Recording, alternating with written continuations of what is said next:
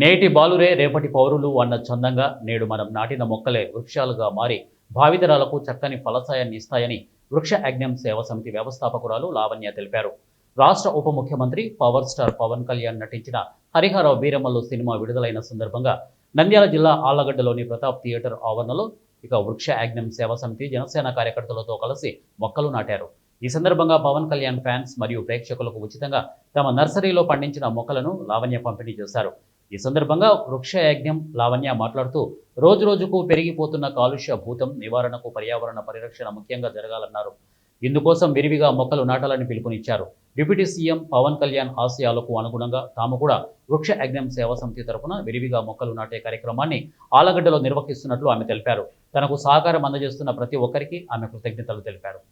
ఉంటాయి కానీ ఇక్కడ అసలైన హ్యాడ్ ఇవ్వకున్నారు.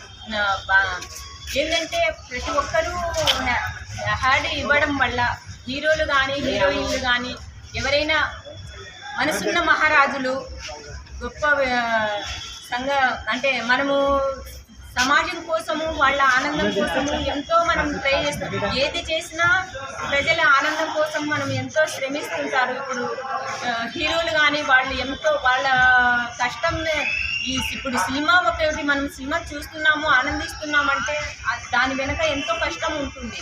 కానీ ఏంటంటే నేను ఇప్పుడు ఏం తెలియజేయాలనుకుంటున్నానంటే ప్రతి ఒక్కరూ కూడా సినిమా ఉండే ఎవరైనా కానీ పర్యావరణ కోసము యాడ్ ఇచ్చినారు అంటే గిన సామాన్యులు మేము చెప్తే ప్రజలలోకి వెళ్ళిపోతుంది.